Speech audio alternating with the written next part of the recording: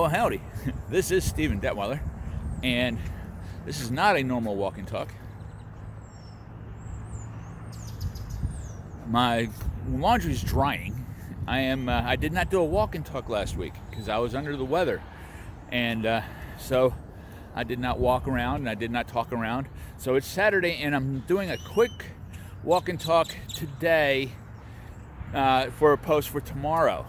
And then tomorrow I'll do my normal 2-mile, 1.5 mile walk, and we'll discuss some things, so forth and so on. Nice and rainy. It was a wet day all day yesterday. I worked in the rain, but that's okay. I had my big blue coat, winter coat that Chaz gave me 27 winters ago. He was an employee of mine. And when I had to fire, well, let's put it this way. He was such a good guy. And I want you, this is for employers. Treat your people well. Treat your people well. And so my brother and I had a business, and Chaz, he was a good guy, man. He got him, a young guy, he got himself off the streets. His girl, they just had a baby girl. He didn't want to sell drugs no more. We did modular furniture installation, and so you also need to have your own transportation to get to the job sites.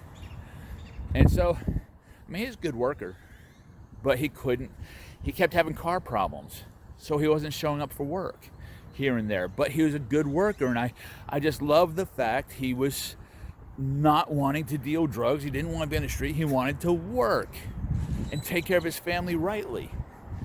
And we always took care of our employees the best we possibly could with whatever we came in. I mean, my supervisors were only making, $7,000 less than I was a year when we were at our pinnacle. We just wanted to take care of our people. You know, it was like if they worked over 8 hours, they got time and a half. Now, since sometimes we would start jobs late, like at 10 o'clock or whatever, and then we passed 5 o'clock, so after 5 o'clock was time and a half. On the weekends, double time. We wanted to, and we kept a lot of, there's some subcontractors and regular employees that just wanted to work for us because we treated them right. And so back to Chaz, I said, look, Chaz, I will get up. I will drive down to Yorktown where you're at. I will meet you at the corner. I will pick you up. I will either take you to the job site if it's local, or I will drop you off where you can meet one of the other guys and ride with them. And then they will take you home.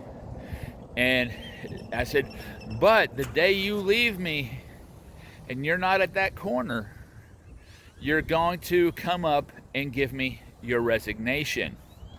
And one morning I was there at 5 o'clock in the morning, and to pick him up, to take him, there was an out-of-town job, and I was going to drop him off with the group of guys that were meeting, and they're all going to go convoy together, and he didn't show up.